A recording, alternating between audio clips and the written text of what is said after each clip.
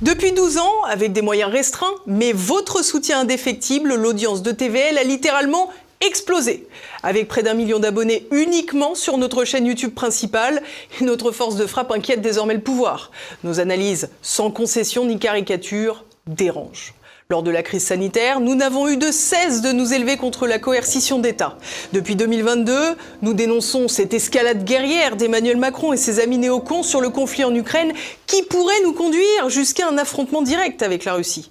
TVL propose une voie unique, une voie indépendante et sans allégeance. Ce refus des caricatures, des facilités ou des outrances nous place de fait dans la ligne de mire du pouvoir. Ils ont peur de notre montée en puissance. Alors, après les opérations de censure, après les bannissements des plateformes, eh bien, le pouvoir politique a maintenant décidé de fermer nos comptes bancaires.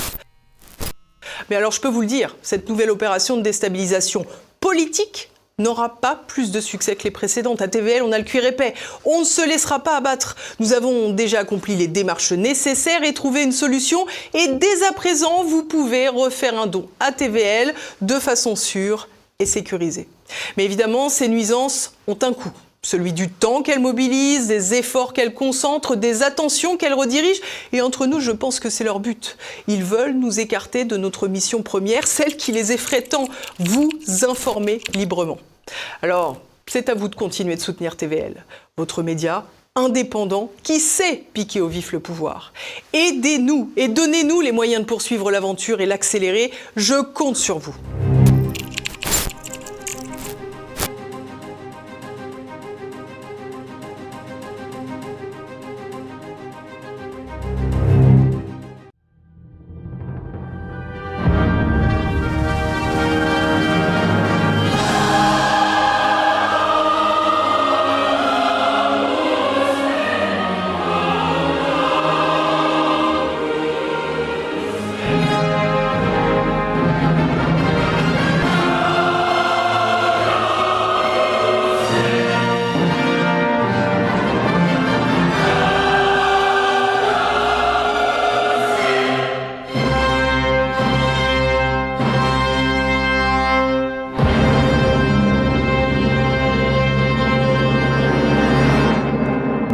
Chers amis téléspectateurs, très heureux de vous retrouver pour une nouvelle édition de Terre de Mission, l'émission religieuse de TV Liberté. Au programme, deux séquences culturelles, entre guillemets. La première sera avec Rogatien d'Espagne, le chef de chœur du chœur Effata, un jeune chœur de musique sacrée qui devient de plus en plus pro et de plus en plus fréquemment en concert. Et là, ils organisent deux concerts cette semaine.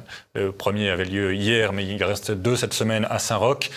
Et je vous conseille vivement de vous y rendre. C'est un chœur magnifique qui mérite d'être soutenu et qui mérite d'être écouté.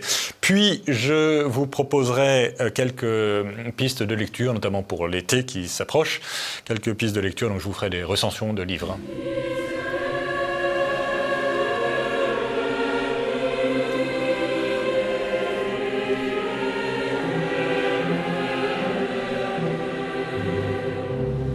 Eh bien, retour sur le plateau de Terre de Mission et j'ai le plaisir d'accueillir Rogatien d'Espagne. Bonjour Rogatien. Bonjour, merci beaucoup pour votre invitation. Vous êtes le chef de chœur du chœur Effata, j'allais dire le petit chœur qui monte, on le voit partout, on le voit à la Lucerne dans la Manche, on vous voit à Saint-Roch, on vous voit...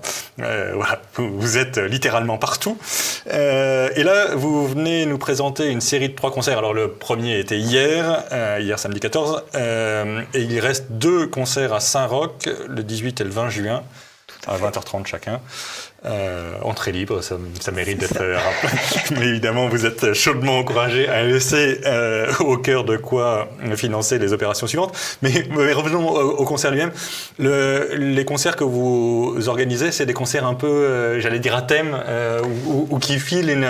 C'est ça. Oui, donc là, le concert, nous l'avons appelé le chemin de Dismas.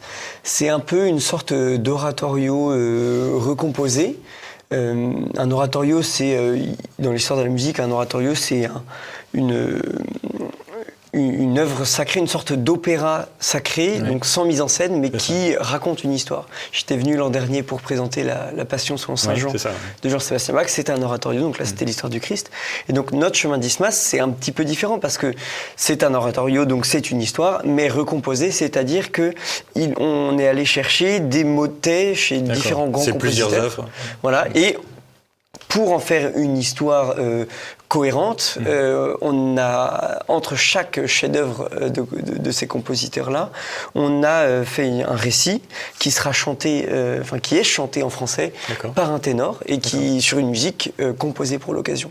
Et donc là, c'est l'histoire de Dismas. C'est un personnage fictif que nous avons inventé également pour ce programme-là, mais qui reprend un peu les traits de grandes figures de l'Ancien Testament comme Job, c'est-à-dire quelqu'un qu'on trouve au début du programme dans la misère la plus complète, dans une grande désolation, et qui va nous livrer tout au long du programme un peu son chemin intérieur. Et voilà, et en fait c'est un peu un programme que nous avons construit pour parler de la miséricorde en cette année pour parler de la miséricorde et de l'espérance, bien sûr, en cette année du jubilé de l'espérance. J'avais compris. Et je pense que les auditeurs avaient compris aussi. Donc dans la pratique, c'est une histoire qui se raconte, mais c'est un patchwork en quelque sorte d'œuvre. C'est ça. Donc l'avantage de cette forme un petit peu souple, c'est que on va pouvoir entendre à la fois la musique de Jean-Sébastien Bach, mais aussi Mendelssohn, Bruckner, Max Reger, donc que des compositeurs allemands, comme ça l'auditeur qui connaît pas forcément ou pas forcément très bien cette musique allemande, donc pourra avoir un peu un aperçu d'une certaine filiation entre ces compositeurs. Et puis il y a aussi un peu de musique italienne qui a inspiré beaucoup les musiciens allemands de l'époque de Jean-Sébastien Bach. Et donc voilà, l'idée c'est aussi de toujours rendre accessibles les trésors de la musique sacrée et de la faire aimer en donnant un petit peu un aperçu de différentes facettes du répertoire choral. Excellent projet, je trouve. Vu la grande misère de la musique sacrée et de la liturgie en général, je trouve que c'est bien de revenir aux sources, sans polémique. Je ne dis pas ça du tout pour faire des critiques liturgiques, mais si on ne revient pas aux grands maîtres, on n'a aucune chance de produire de la musique sacrée de qualité, quoi. C'est sûr, et j'aime beaucoup une phrase que j'avais entendue une fois, qui vient que Jean-François Frémont, qui est maître de chapelle à Versailles, m'a plusieurs fois répété, qui le tenait de je ne sais qui, qui disait dans l'histoire de la musique, il y a les sources et les robinets. Sachons être un robinet à notre place. C'est ça. Alors, cela dit, le Chœur Ephphatha est un robinet de qualité quand même. C'est assez agréable à écouter. Vous faites des concerts qui sont quand même des grands et beaux concerts. Et alors, vous me disiez que vous venez de publier votre premier disque, c'est ça ? Alors, pas le premier, mais d'accord. Nous avions enregistré un disque en 2019 qui s'appelait Crux Fidelis, et là qui réunissait plusieurs motets de polyphonie sacrée depuis le XVIe siècle jusqu'au XXe, jusqu'à Poulenc. Et là, c'est sur un tout autre registre. Nous avons enregistré des chants d'assemblée liturgique qui sont harmonisés, arrangés pour que le chœur puisse chanter avec les assemblées.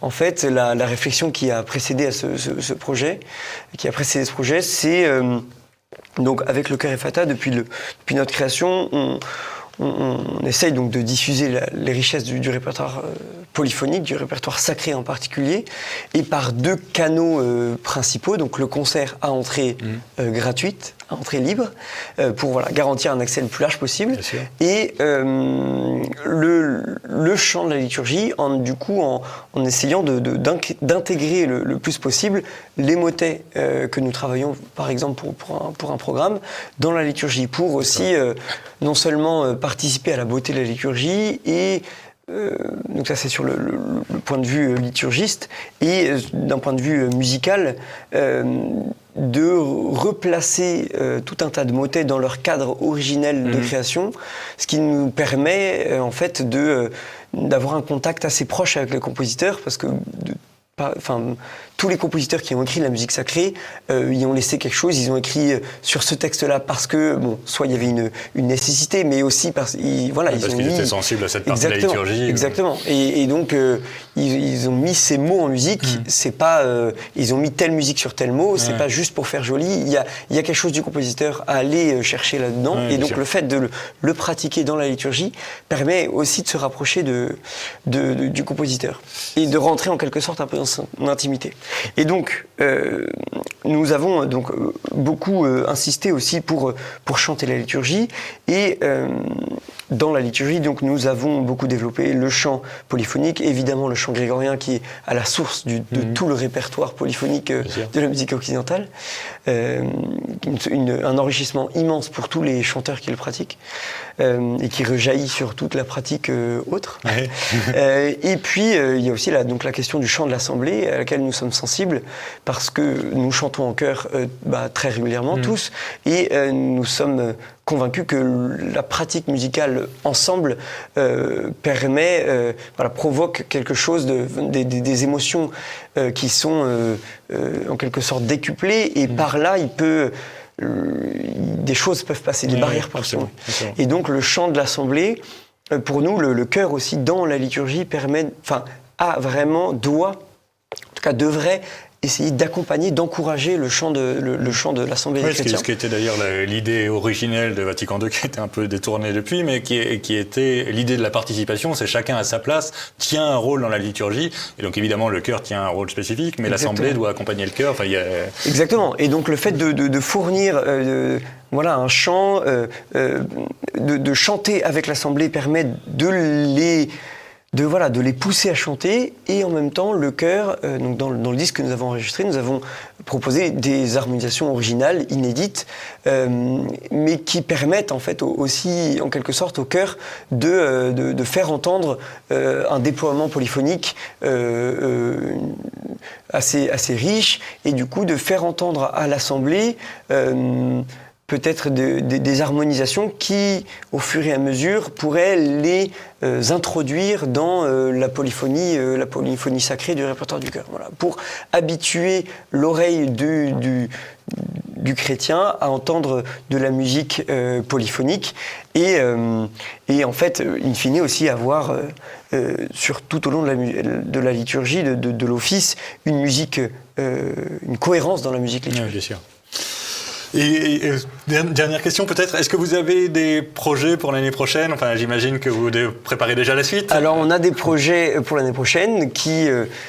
on ne peut pas encore donner les dates, mais nous avons des projets donc, qui ressembleront un peu, je pense, au chemin de Dismas, donc le concert que nous donnons les 18 et 20 juin à Saint-Roch, avec cette idée de plonger l'auditeur dans un récit, dans une histoire, pour que même l'auditeur néophyte puisse...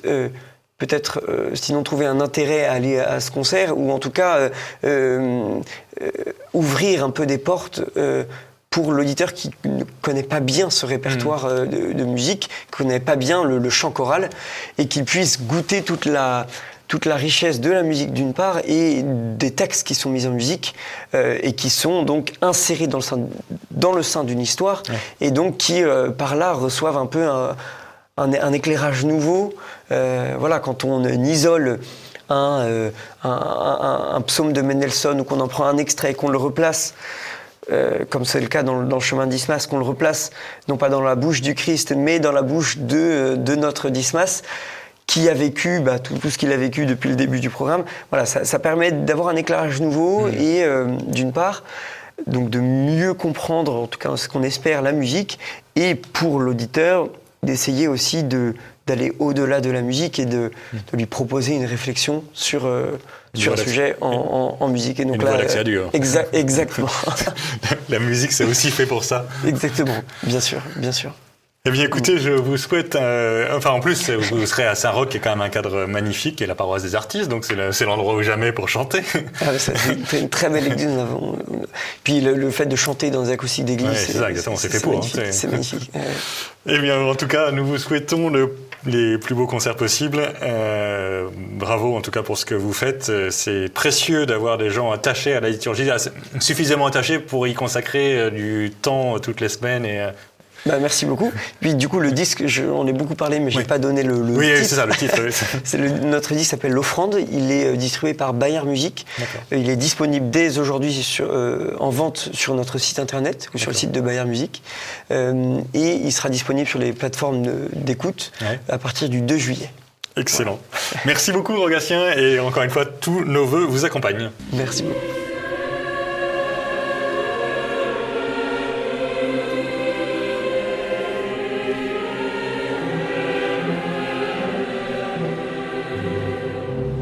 Bien, retour sur le plateau de Terre de Mission, comme je vous l'annonçais en commençant. Je vais vous proposer quelques pistes de lecture, notamment pour l'été qui s'approche. Le premier livre que je voulais vous conseiller, c'est un livre d'un certain Takashi Paul Nagai. Comme son nom l'indique, c'est un japonais. Vous avez peut-être entendu son nom, on l'appelle parfois le saint de Nagasaki. C'est une des personnes, donc c'était un médecin spécialisé en radiologie, et c'est une des victimes du bombardement nucléaire de Nagasaki, qui a eu une interprétation mystique de cet événement atroce, donc, dans lequel il a perdu sa femme en particulier. Lui-même a été gravement irradié et il est mort des radiations plus tard. Mais il a expliqué dans les jours qui ont suivi le bombardement qu'il fallait que les chrétiens de Nagasaki, vous savez que Nagasaki c'est un peu l'endroit où il y a des chrétiens au Japon, c'est là qu'il y a eu tous les martyrs du Japon au XVIe siècle. Et donc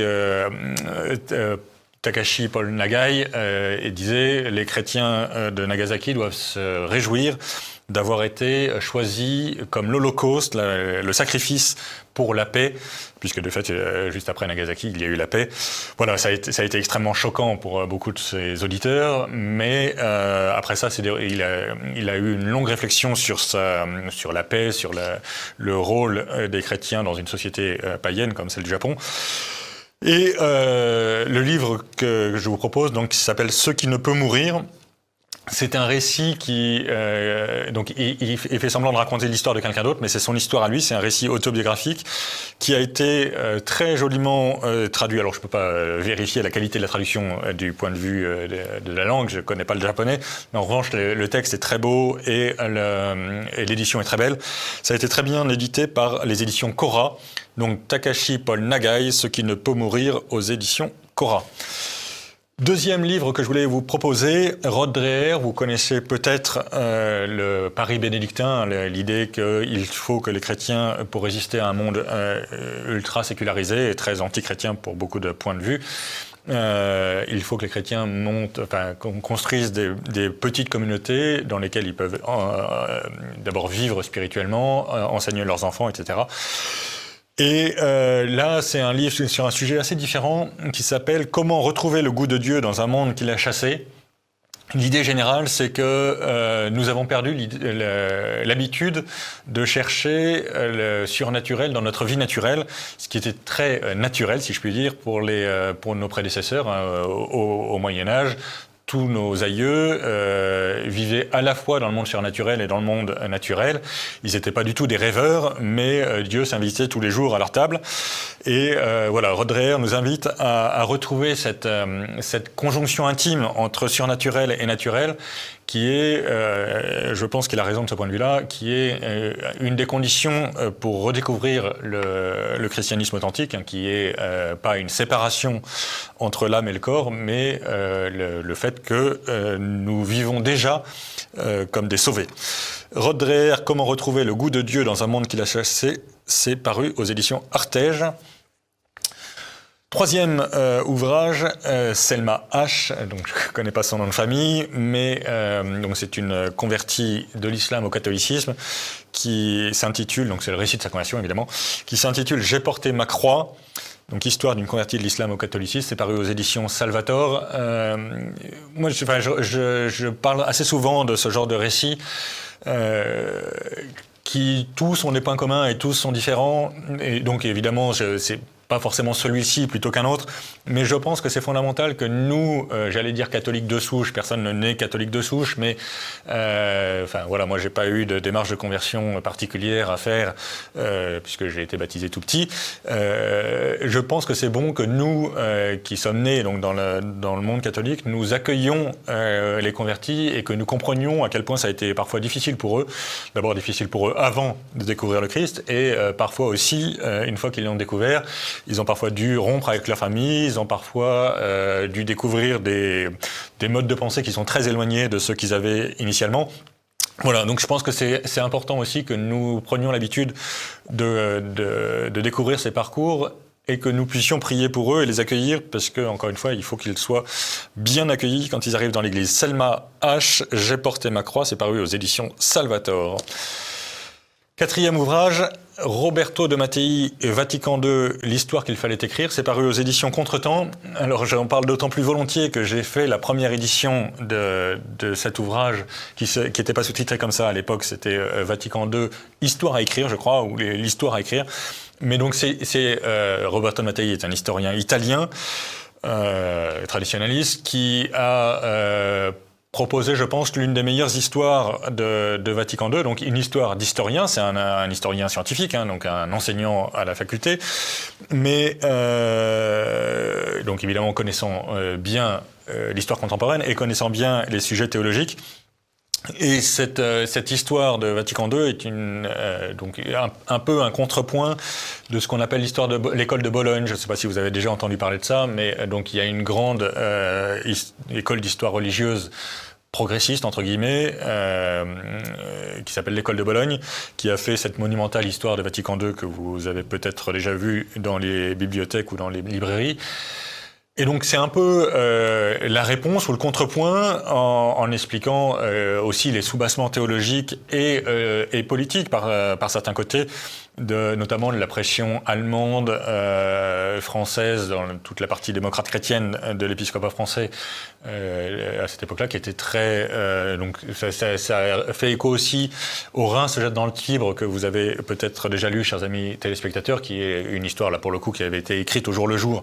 Donc c'est plutôt un mémoire sur Vatican II qui avait été écrit par un chroniqueur religieux qui suivait le concile et qui raconte un peu comment la Belgique, l'Allemagne et la France se sont unis contre la curie pour imposer une ligne un peu libérale.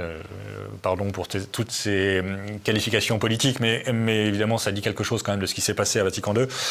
En tout cas, je pense que c'est important, là aussi, de comprendre ce qui s'est passé historiquement pour, éventuellement, après, réfléchir à ce que ça entraîne théologiquement, évidemment, parce que ce qu'il faut aussi, c'est savoir recevoir Vatican II, hein, qui évidemment, s'impose à nous comme un texte magistériel, mais il faut voir ce qui est magistériel, ce qui l'est moins, ce qui est... Voilà. Donc tout ça est... voilà, un des enjeux du livre de Roberto de Mattei, c'est justement d'avoir les éléments pour apprécier de façon un peu plus précise ce qui s'est passé à Vatican II. Et donc Roberto de Mattei, Vatican II, l'histoire qu'il fallait écrire aux éditions Contretemps.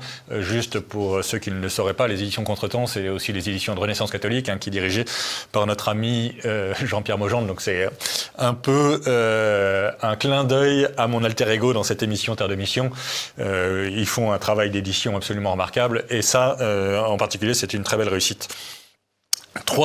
Dernier ouvrage que je voulais vous présenter, Cohérence de la déconstruction, c'est un petit livre qui est paru aux éditions Radécima, qui sont gérées par L'Homme Nouveau, le périodique catholique dirigé par Philippe Maxence, que vous connaissez sans doute tous. Donc, Radécima vient de lancer une collection de petites plaquettes, dont Cohérence de la déconstruction, qui est l'ouvrage d'un universitaire qui s'appelle Joël Haudebert. Peut-être que vous connaissez ce nom. C'est un des grands universitaires catholiques, très courageux, très cohérent, très solide, donc défendant la loi naturelle dans un monde qui ne sait même plus de quoi il s'agit. Et là, il regarde le côté d'en face, c'est-à-dire le côté qui refuse la loi naturelle, la déconstruction, notamment tout ce qui est à la fin des fins, l'idéologie du genre, hein, l'idée que notre identité n'a plus rien à voir avec ce que nous sommes, comment nous sommes nés, ça a à voir avec notre volonté, nos pulsions, nos désirs. Et donc si aujourd'hui je me sens femme, j'ai le droit d'être une femme et vous êtes tenu de me traiter comme une femme, évidemment, tel que c'est dit comme ça paraît complètement loufoque, mais Joël Ledbert montre bien qu'il y a tout un processus, un long processus de révolution, hein, ça fait 2 siècles au moins que ce processus est lancé, et qui vise à faire en sorte que la volonté individuelle, le désir individuel devienne la norme absolue de tout, y compris de comment la société doit nous traiter. Voilà, ainsi s'achève notre émission. Nous nous retrouvons la semaine prochaine et d'ici là, que Dieu nous garde.